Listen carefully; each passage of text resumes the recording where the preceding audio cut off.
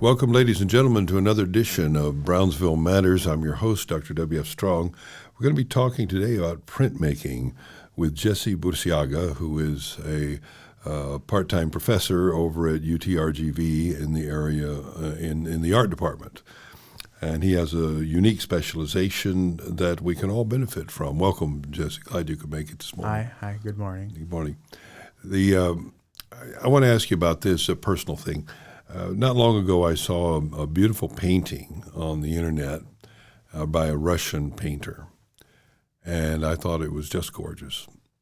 And so I tracked him down and found his website, and he had a lot of prints available, limited edition prints of these original paintings, because the original painting would probably have been $50,000-$60,000, and so I said, well, I can at least afford the print, right? And so that was $300, but worth it, I thought, because it was beautiful. And when I got the print, it looked like a painting. It looked just like a painting. I mean, you could tell it wasn't quite the original. It looked also like it was printed, but when you put it on the wall, it's pretty close. And it has a texture. When you look at what it's printed on, it has a kind of texture that makes you feel like it's an original canvas. So my question is to you, a printmaker, how do they do that? That's a digital glassine print. Mm-hmm. Or what I do is traditional printmaking. Okay. So traditional printmaking, it's all by hand. All right. So designing, etching into your matrix, which is what you're putting a print on. Okay, but just a second. So what you're saying is what I bought was something that was done by a laser printer, and the magic is achieved through the material that they laser it onto, right? Yeah, correct. And so it's really not that magical, except that the laser is very good at getting Yes. all the details, right? And is it an expensive process, the laser part? Depends how much prints that you order, how many prints depends on the How many they made? yeah, how many they So the value is in the limited edition. yes. Not necessarily in the process. Mm-hmm. The process itself isn't necessarily all that pricey to do it, except you got to buy the equipment, obviously. No, it's not very. It's right affordable. They're very affordable. Okay. Well, anyway, I like what I got. It looks great. But you're saying what you do is very different. Yes, it's some people call it a dying art because it's very hard to master compared to because under printmaking it's an umbrella of different techniques you have to learn. And some artists just probably focus on 1-2 type of techniques. There's a bunch of them. So if I came to you as a painter and I said, look, I've got this original oil painting and I want to make 100 prints, could you do it? Yes. Okay. And how long would it take you to do it, to do the first one? It all depends on like what technique you want to use. Right.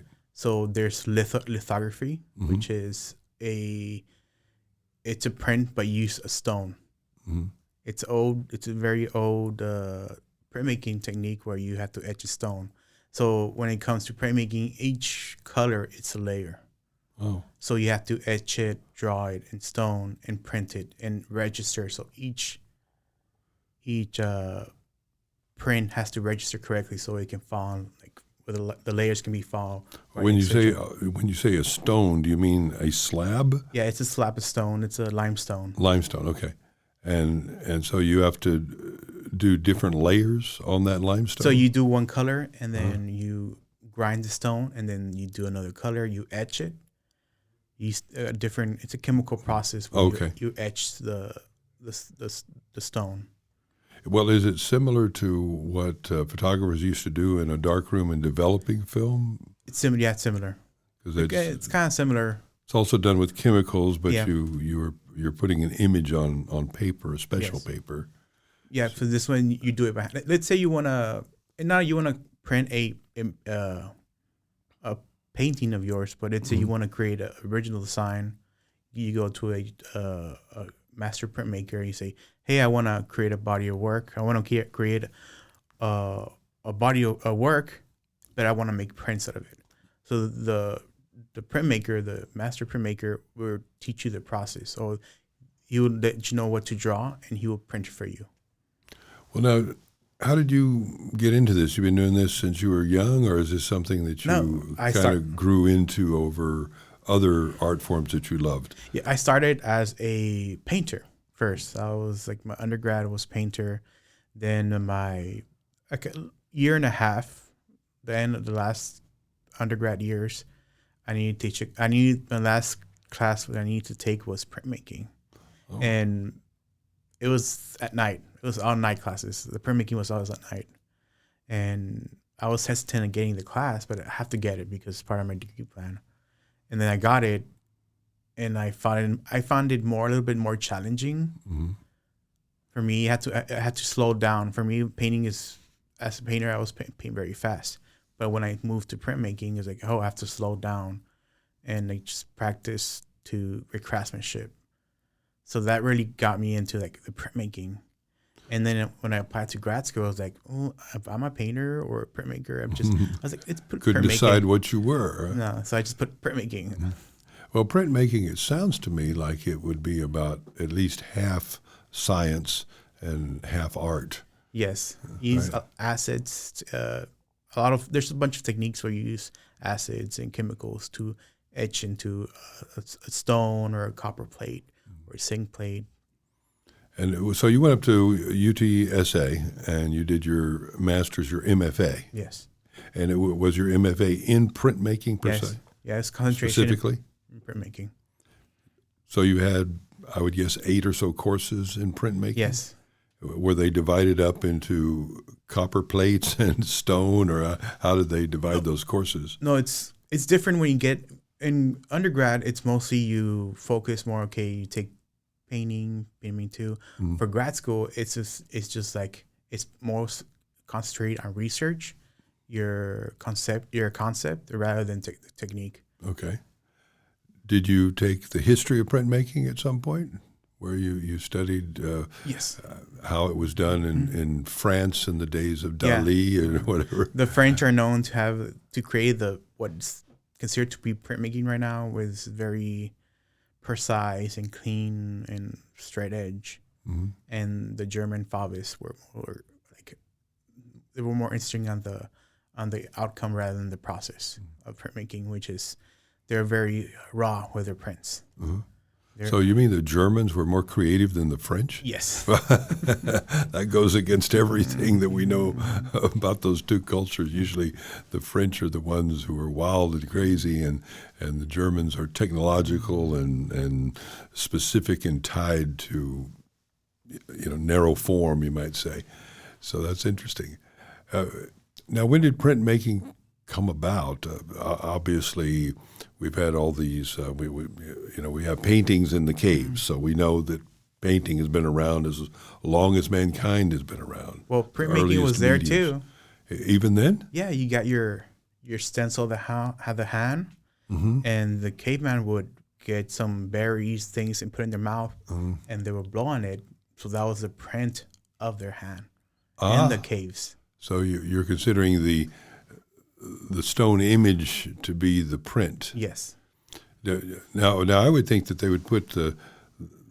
would dye their hands with, some sort of that. You said they blow on their. Yeah. So they blow on the outline of the hand. Yeah. So they will get just the outline. So that's their matrix, which is the actual things you're printing. It's the hand outline. There seems to be a long need in humankind to say, "I was here," one way or another. Yeah. We even see it in graffiti, Jimmy was here. And so the earliest cave paintings, drawings, whatever you want to call them, have that kind of impact. And some of it is just like you say, it's a handprint. Yes. I was here, I existed. And some of it is the painting of the hunt, telling a story in the form of raw images. But I hadn't thought of that as printmaking, where you're just using your hand as a stencil. How interesting. When did we get to the point that they could actually make a copy of something and multiple copies and sell it or share it? Well, the earliest part of the printmaking was the relief printmaking, which is the woodcuts, Right. where you cut into wood, and you put the Japanese, the Chinese, they did the makuhanga prints, where they would engrave on the woods and use a riced ink, base ink, and they will do the prints. And they were essentially creating a mold Yes. of wood, and then they could make multiple copies of things. And they could do it also with clay, right? That they could Yes. create a form and then have multiple copies of a pot, I suppose, right? Yes. Or I think when you say relief, I always think of the frieze on the side of the Parthenon, where they had essentially the story of the Iliad and Odyssey, and Greek history was on that frieze.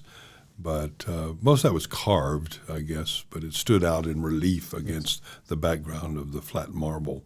It's very interesting. And then on western side, you have Albert introduced more of the commercial side of printmaking, which is the woodcuts. And he would do woodcuts based on religions, and it was back then it was more of a commercial aspect of printmaking.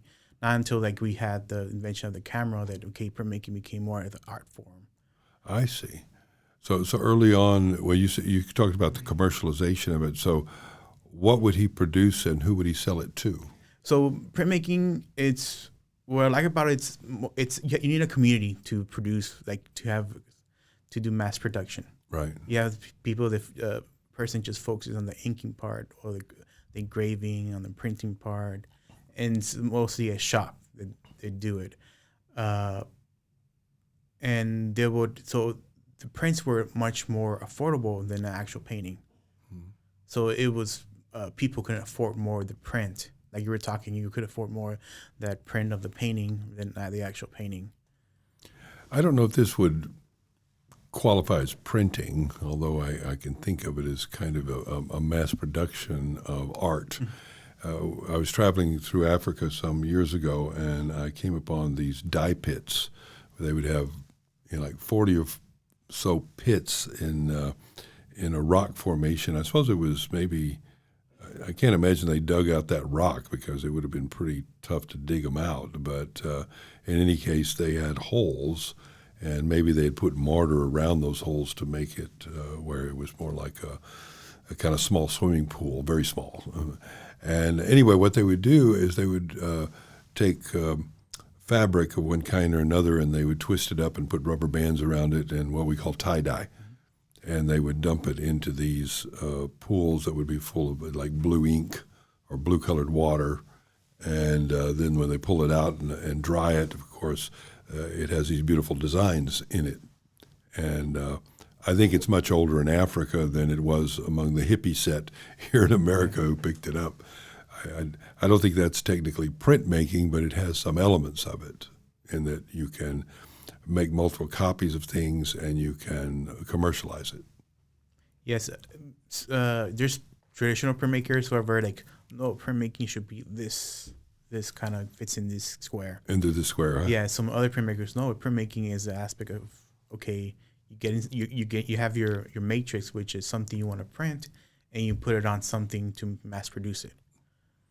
And that's the two part of printmaking you can debate on. Mm-hmm. Do you do printmaking for personal profit? Do you do things yourself and sell? Yeah, I do. My traditional printmaking is mostly for profit, and I have experimental printmaking for more fine arts. And where do you sell your work? I have a online or here in markets. Here in markets. Yeah, because I feel like printmaking should be affordable for people. Mm-hmm. So I usually price my stuff fair. Mm-hmm.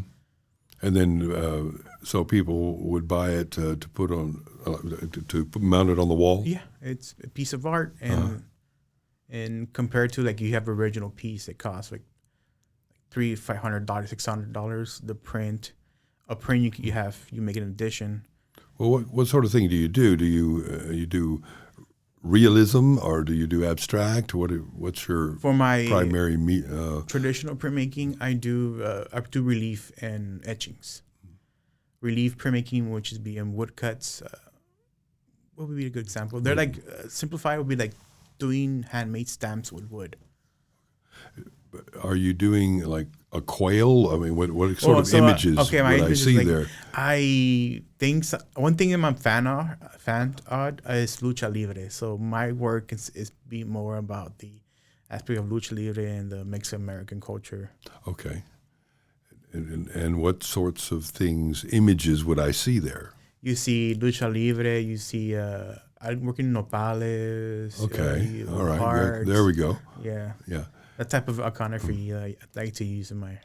So I could get your work and I could put it in my office, and it would add a wonderful ambiente if I wanted to have a South Texas sort of look to things. Well, what did you learn in San Antonio? So in San Antonio, my MFA was most focused on my research, like what I wanted, like what my work is, like what it's more about focusing on my voice. Mm-hmm. So undergrad, it's more like focus on your language. When you go to grad school, it's your voice. Like, what do you want to talk about? And you have to research what you want to talk about. What's your work is going to talk about. So what I did in grad school, it's very experimental to what I'm doing, like what I did in undergrad. When you were working on discovering your voice, is that where you said, well, I'm Mexican American, so I will tie into my roots? Is that how you came to that? I started like that, and I learned to my roots are important, but I want my voice to reach more people. Okay. Because if I focus more, Mexican American, I would just reach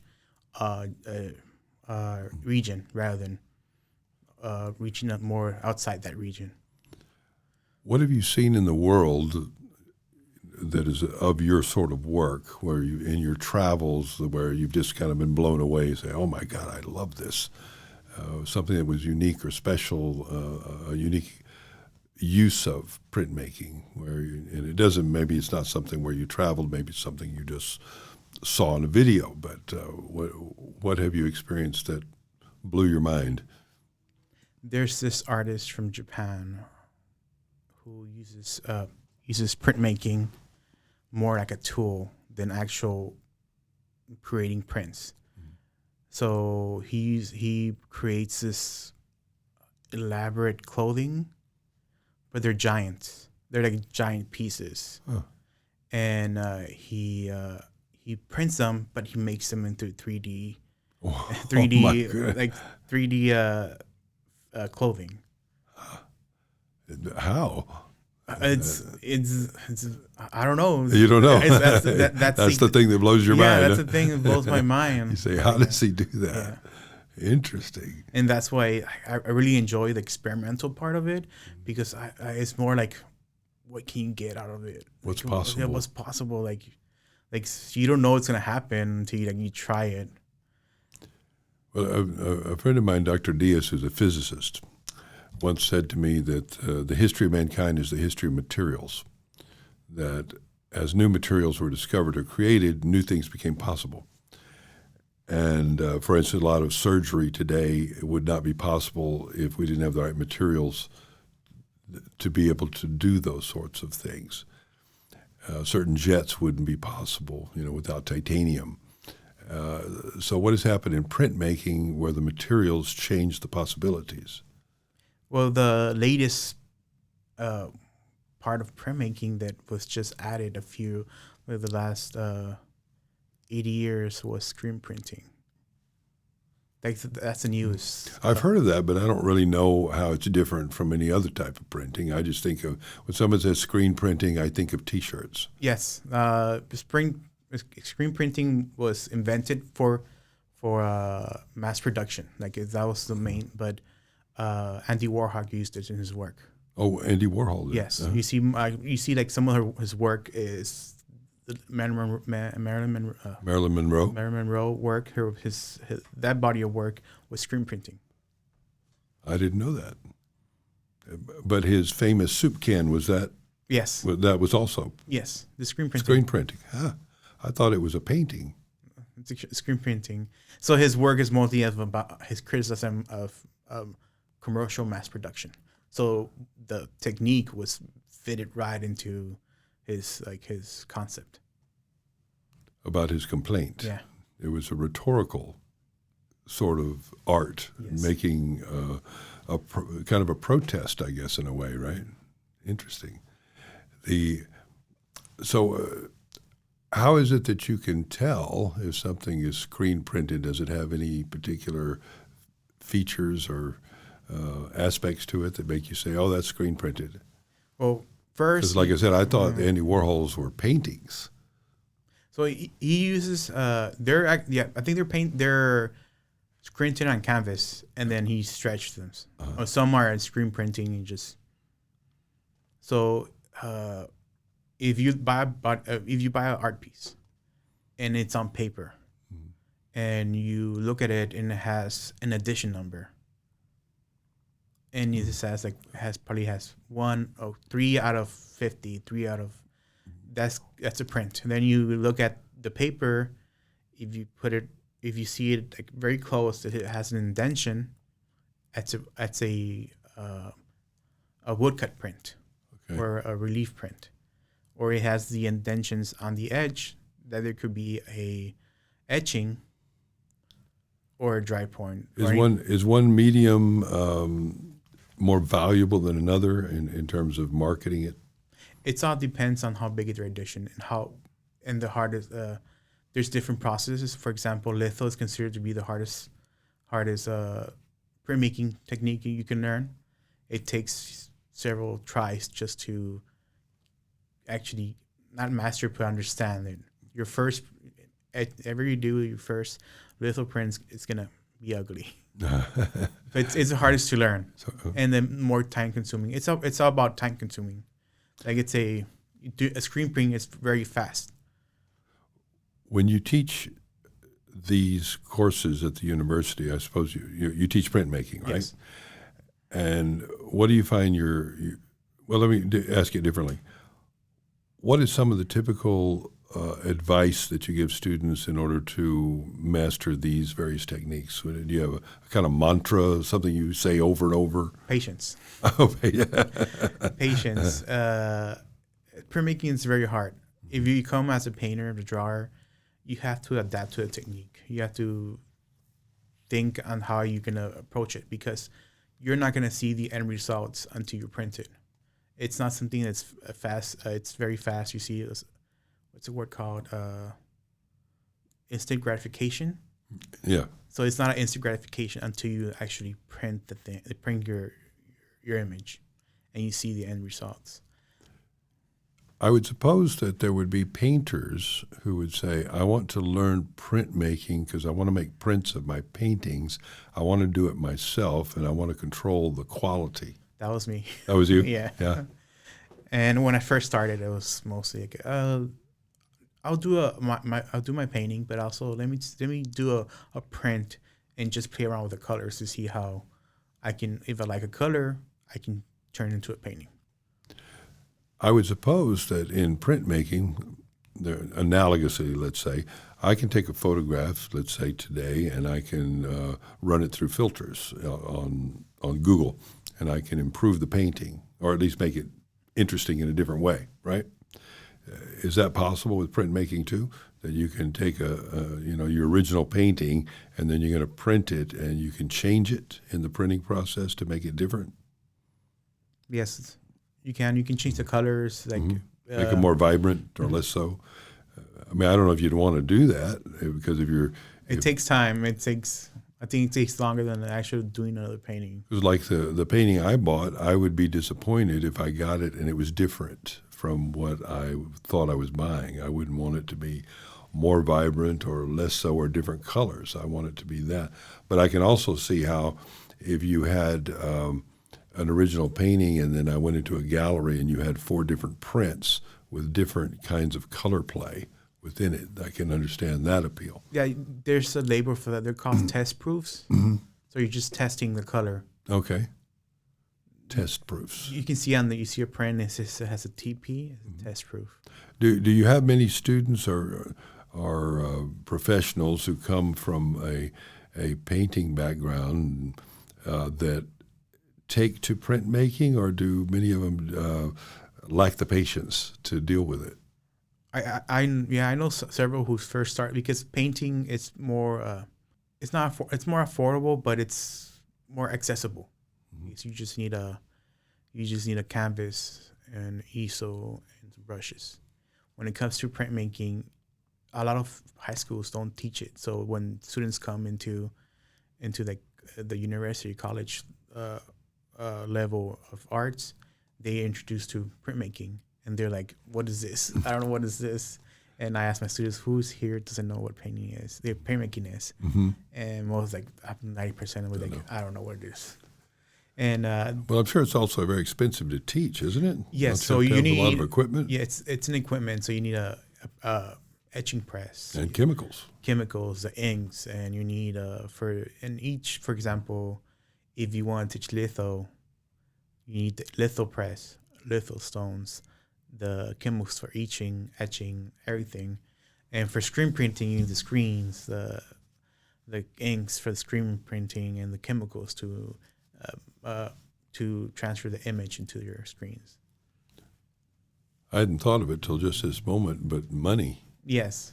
Money is printed, and it's quite a process, and they protect that process to protect the currency itself. And any of these movies that you see where you have the counterfeiters, they're trying to, often the struggle is to get the right chemicals, the right paper, the right ink. They say that some of the currencies in the world get their ink from monarch butterflies in the spring only, from Mexico. And so they get an especially protected color that you can't get just anywhere. So it's very interesting to see the sorts of things, the extremes they've gone to with currency printing so that it can't be counterfeited. You're not counterfeiting, are you? No. I'm not at that level yet. But that's a whole new thing, right? I mean, I don't know if when you did your study of printmaking, if you had any on printing of money, or at least a process. I'm sure it's interesting. We did called photo plates. Yeah. And it's kind of the same process. They print the money, which is it's a photo of the image, and it transfers to a aluminum plate, right? And it's exactly the same. But most of the currencies of the world, they rely upon a very special paper of some kind that's very limited. You can't just get it. You can't go out and buy it anywhere. They have their own supplier, and so it has unique features so that you can hold it up to the light and tell if it's counterfeit or not, right? Yeah. Very interesting. So where do you go from here in your own career? You're teaching printmaking. You're a painter, so I suppose you would like to teach painting, or do you? No, I haven't painted in about 5 years. Oh, okay. But I'm sure you could teach it if you wanted to, right? Yes. You have the background for it. What are all the areas that are within an art department today? You got the printmaking and the technology, and of course the classic painting. You have muralists. Right. Yes. What else is taught in art today? You have sculpture, you have ceramics, photography, painting, printmaking, and graphic design. You have special topic classes. For example, installation, new media, the newer type of art is coming out. One of the areas of art that I personally enjoyed a lot is something that happened in Texas it may have happened all over the country really, but it is particularly known in Texas that in the Depression, they hired artists to paint murals in the post offices. And some of them are quite large, quite grand. And so some of our great artists from Texas painted these murals in post offices that are still there. I mean, I'm still there, and they were generally celebrating Texas heritage, like the Longhorns on the prairie, or they would have cowboys on the plains, etc. Lots of some Jerry Bywater was one of the artists he was a professor at SMU in Dallas, I believe, and he painted a lot of oil field scenes. So very, very cool paintings. I'm so glad that we had that. And now we're getting some murals downtown, and they're talking about doing more. And I know it created a bit of a local stir that they brought in someone from Los Angeles to do the Brownsville mural when we have our own muralists who would like to be celebrated in that way. So what do you think of that issue? It's okay if they bring somebody from outside. From my point of view, is they should have taken time to have asked the public, because it's a public mural, feedback on the design. Yeah. But it's all right if they bring out somebody from the outside because they probably has a skill that you can't find here in the Valley, or probably it's a style that I want this style or something that can be here, but they need a public feedback on what is going to be on the mural.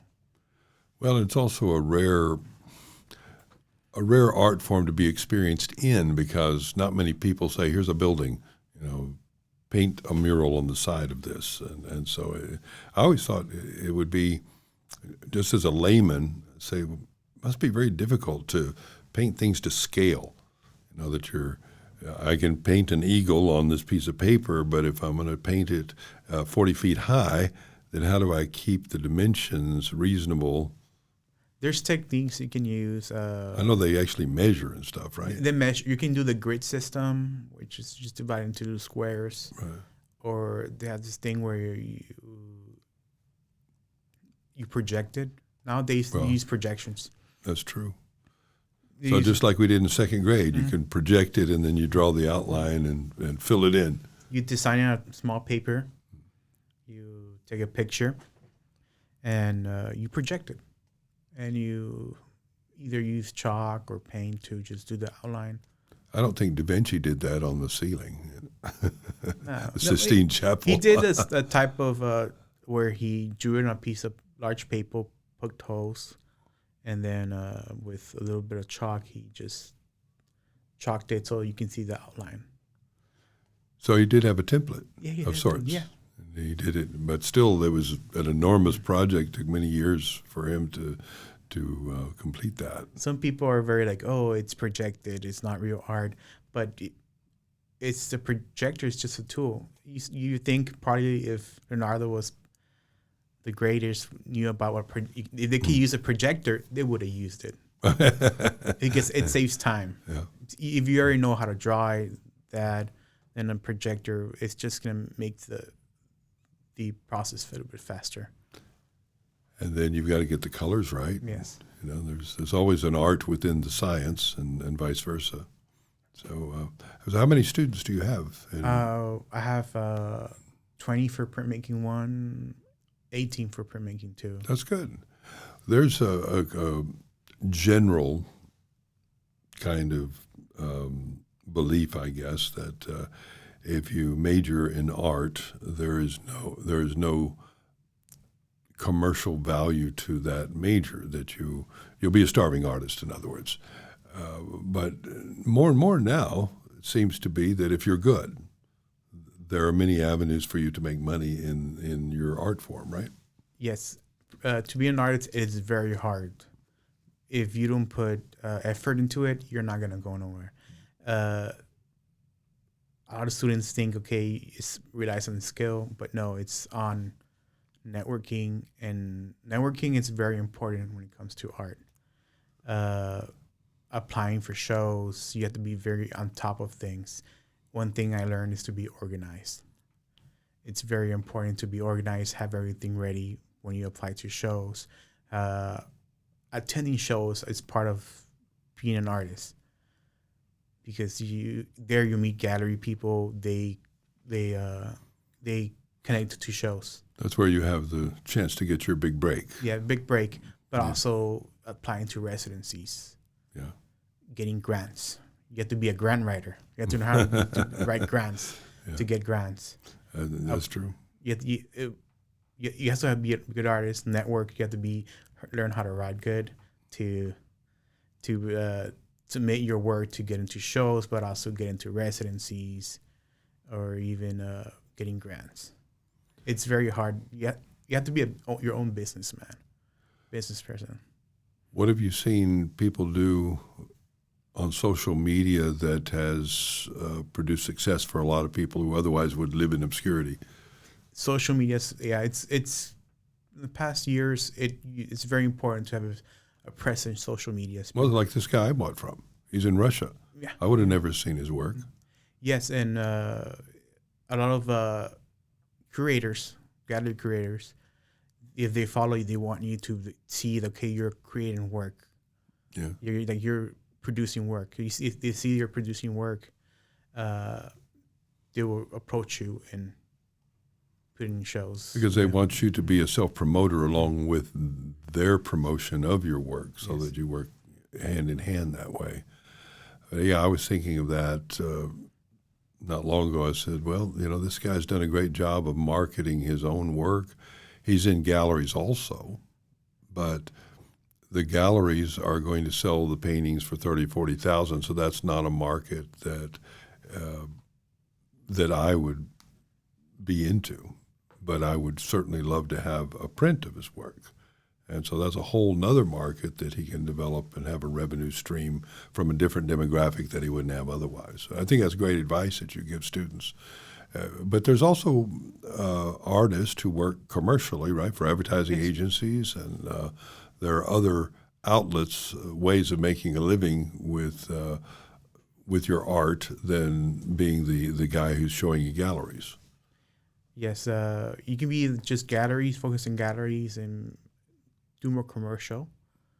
Or you can focus more on like showing the museums. Mm-hmm. And if you show you can go either way. If you show museums, then museum may purchase your work, and that's when you put when you have a piece of museums, they go into collections. Well, there's another outlet here. I have a friend who has her degree in art history, and then she works as a curator at a museum as the person who sets up the shows, and so you've got that kind of educational end where she gets to live in the world of art, which she loves, but she makes a good living because she's on the, what you might say, to some extent, the commercial educational side of things and has a steady income. She can paint if she wants to on the side, but she doesn't because she doesn't have time. But she's still doing what she loves. And so there's a lot of ways that you can follow your passion and make a decent living if you, like you say, if you're ambitious enough. Yeah, you have to have that ambition, and you have to be very, vivo, smart, very smart. Yeah. You can either have this person that she's an artist, but she does side gigs, designing stuff for local businesses, shirts, pins. Yeah, there's a huge market for that sort of thing, no doubt. And pre-pandemic, during pandemic, a lot of companies started to notice that there's a lot of things especially social media, online. A lot of people are putting more emphasis on that. They put more emphasis on the graphic design aspect of their marketing. So the graphic design right now it's strong because companies are putting more attention into it. Well, if you want to stand out, you need to either play around with new media or do an old medium in a new form. It's very, very important if you want to stand out in the marketplace. So I'm glad that business people are recognizing that as a promotional strategy. I've heard, and I wanted to see if you know about this, I'd heard that there was some effort to provide a building downtown for the art program at UTRGV. Have you heard that? Yes, for the Brownsville campus. Mm-hmm. Yes. Yes. What do you know? I just know they're looking for. I don't know right now if they're looking for new buildings, but to look for the new building for the So you'd have more space, more room to play, and more room to develop talents in big form, you might say. So that's great. I'd heard that there was some effort, and I hate to mention things sometimes because sometimes by mentioning it you kill it, but I hope it's true. I've heard that there's an effort to take a building downtown and buy it for the art department so they can expand into that region, which is also good for downtown. So yes, I hope so. I think it's also good for downtown because right now we see downtown growing, and I really I really enjoy that it's growing because for the past 10 years, 12 years, with the bad like these COVID. Yeah. No, it's things it's definitely coming back. It's having a revival that's impressive, and it's had little spurts of revival before, but this time it looks real. It looks like it's going to happen as more and more money flows in. Businesses, the El Jardín is being remodeled, which will create residencies downtown. There's a whole lot of hope there. I look forward to it. And maybe you can get in on advising for murals and make it a vibrant downtown that we'll all be proud to be a part of. Yes. Well, thanks for coming in. I really enjoyed talking to you. Good luck. Thank you. Thanks for watching this BSPA video. Go ahead and hit like and subscribe if you like what you see. And if you really like what you see, go ahead and go to our website, brosoperformingarts.org, and smash the donate button. And then we'll really like you too.